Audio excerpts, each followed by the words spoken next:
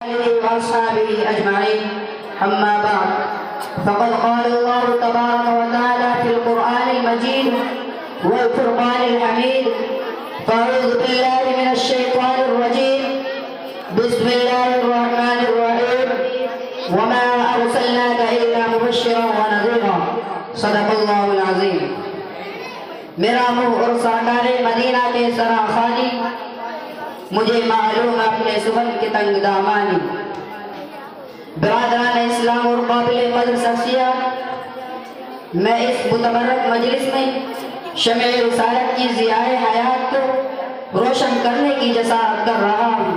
میری یہ بساط نہیں کہ میں ماہ رسالت صلی اللہ علیہ وسلم کے اسوہ حسنہ پر لبکشائی کر سکوں، لیکن پھر بھی آپ جیسے عظیم المرتبہ شخصیات کے روبرو سیرت النبی صلی اللہ علیہ وسلم کو موضوع گفتگو بناتا ہوں تاکہ خود کی اصلاح ہو جائے.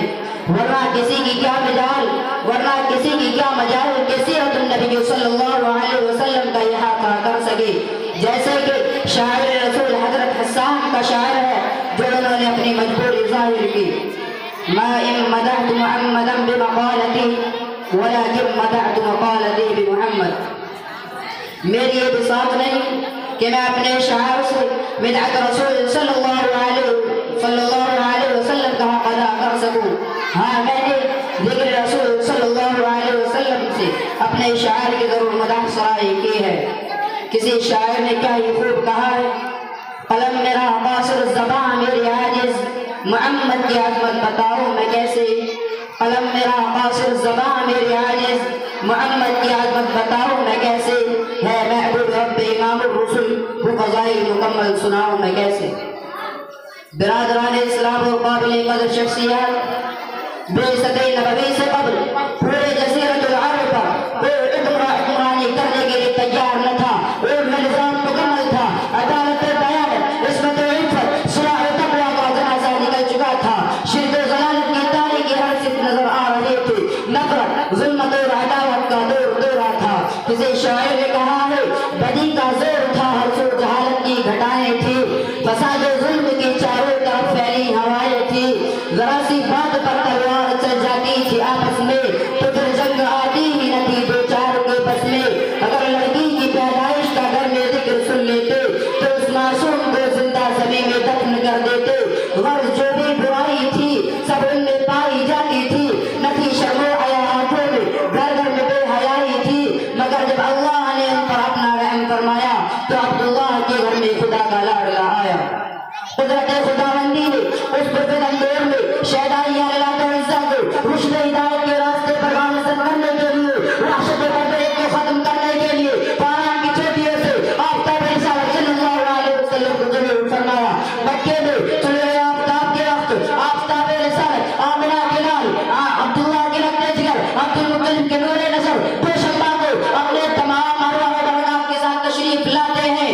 آپ ایسے وقت پیدا ہوئے جس سے لیل و نہار دونوں نے فیض حاصل کیا. سبحان اللہ، سبحان اللہ. ایک عجیب ماحول ہے، چاروں طرف نور ہی نور نظر آتا ہے. ظلمت قدم کفر قدم میں ایک تہلکہ مچ گیا. لاتے مناتے روز منہ کے بل گر پڑے. گلزار ہستی میں ایک عجیب رونق پیدا ہو گئی ہے. چاروں سمت بس یہی آواز سنائی دے رہی ہے: ایک والا آ گیا، ایک والا آ گیا. وہ آ گئے تو آ گیا دنیا میں انقلاب. وہ آ گئے تو آ گیا دنیا میں انقلاب. اجڑا ہوا چمنتا گلستہ کر گئے. میرے قلب و جگر کے ساتھیوں، حضرت آمنہ خود فرماتی ہیں کہ میرا نور نظر لگتے جگر اس وقت کلام تو نہیں کر سکتا تھا، لیکن انگشت شہادت سے کچھ اشارہ کر رہا تھا. وہ اشارہ کیا تھا؟ وہ اشارہ اشہد ان لا الہ الا اللہ کا اشارہ تھا. قلب آمنہ میں مسرت خوشی کی اذنا رہی تھی جب محمد کی اداؤں کو دیکھا. فرماتی ہیں کہ کاش شہادت اللہ ہوتے تو اس لگتے جگر کو جو چاند سے بھی زیادہ خوبصورت ہے دیکھ کر کتنے خوش ہوتے اور کھلونا وغیرہ لاتے. غیر سے آواز آئی ہے: اے آمنہ فکر مت کرو، میرا بھول اس کا مربی بھی استاد بھی سب کچھ میں ہوں اس کا. اگر یہ بچہ کھلینا مانگے تو چاند کو کھلینا بنا دوں گا. اگر سیر تفریح کے دل چاہے تو معراج پہ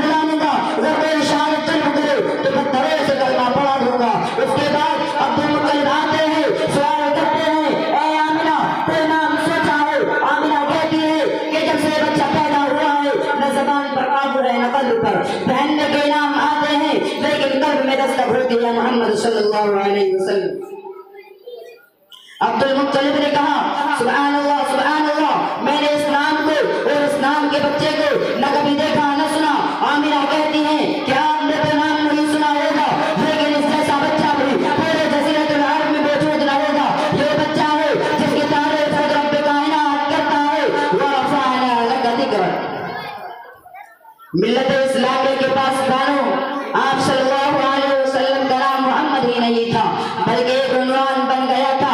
آپ صلی اللہ علیہ وسلم کو تمام محاسن کا ایک خوبصورت گلدستہ بنا دیا تھا۔ ہمارے نبی صلی اللہ علیہ وسلم کے اندر حضرت آدم علیہ السلام کے صورت تھے، حضرت شیشہ علیہ السلام کے محبت تھے، حضرت نوح علیہ السلام کے شجاعت تھے، حضرت ابراہیم علیہ السلام کے اخلاق تھے، حضرت اسماعیل علیہ السلام کی زبان تھے، اسحاق والے رضا، صالح والے فصاحت تھے، لوط والے حکمت، یعقوب والے بشارت تھے، موسیٰ والا جلال، ایوب والا صبر تھا، یونس والے اطاعت، یوشع والا جہاد تھا، داؤد والے خوشحالی، دانیال والے محبت تھے۔ میرا نبی تمام انبیاء علیہ السلام کا ایک خوبصورت گلدستہ تھا۔ اس کے بعد تقدیر علیمہ کی جاگیر رحمت کے بادل چھاتے ہیں، تقدیر علیمہ کی جاگیر رحمت کے بادل چھاتے ہیں، گھر جگمگ جگمگ ہوتا ہے تشریف محمد لاتے ہیں۔ حضرت حلیمہ پرنور صلی اللہ علیہ وسلم کو لے کر ایک دبلی پتلی سواری پر سوار ہوتی ہیں۔ اس کمزور سواری کو محمد بن عبداللہ کی برکت سے قوت و طاقت حاصل ہوتی ہے اور قافلے والوں کی سواری سے آگے نکل جاتی ہے۔ سبھی حیرت زدہ ہوتے ہیں کہ علیمہ کی اتنی کمزور سواری کو اتنی طاقت و قوت کہاں سے مل گئی کہ اتنی تیز چل رہی ہے۔ حضرت حلیمہ جب گھر پہنچتی ہے تو تمام گھر انوار و برکات سے پر تھا۔ سبحان اللہ علیمہ کی شان۔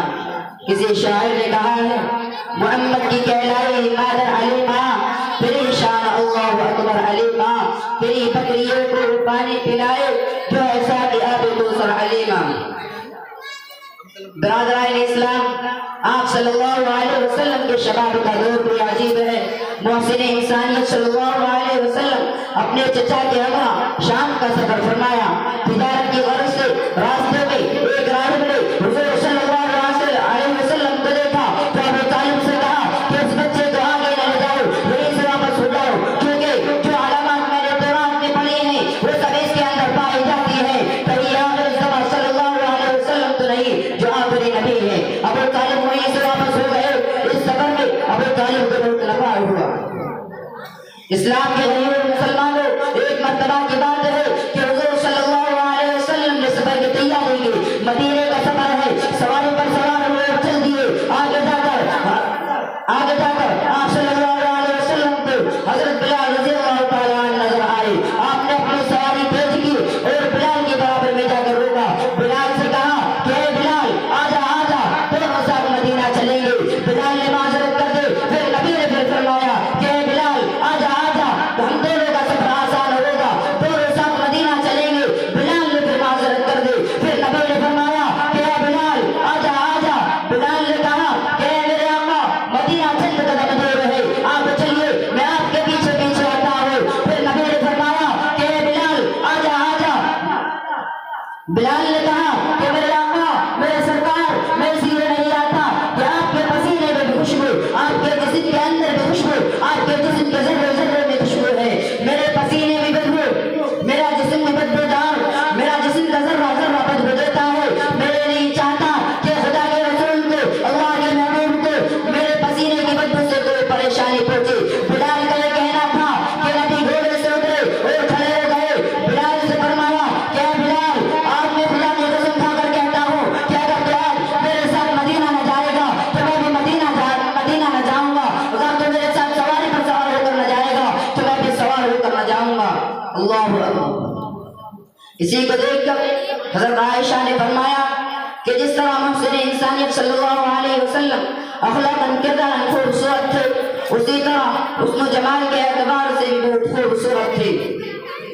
حضرت عائشہ نے فرمایا کہ ان مصر کی عورتوں نے حضور اکرم صلی اللہ علیہ وسلم کو دیکھ کر اپنی انگلیاں کاٹ دی تھی۔ اگر وہ محبوب کبریا احمد مصطفیٰ محمد مصطفیٰ صلی اللہ علیہ وسلم کو دیکھ لیتی تو اپنے دلوں کو کاٹ دیتی۔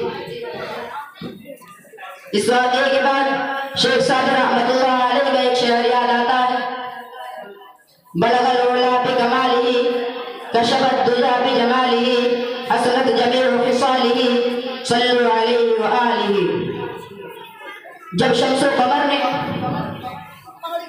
خاتم الانبیاء ختم الرسل مولائے کل ہادی سبل کو دیکھا تو پکار اٹھے، صحن چمن کو اپنی بہاروں پہ ناز تھا، صحن چمن کو اپنی بہاروں پہ ناز تھا، وہ آ گئی تو ساری بہاروں پہ چھا گئی۔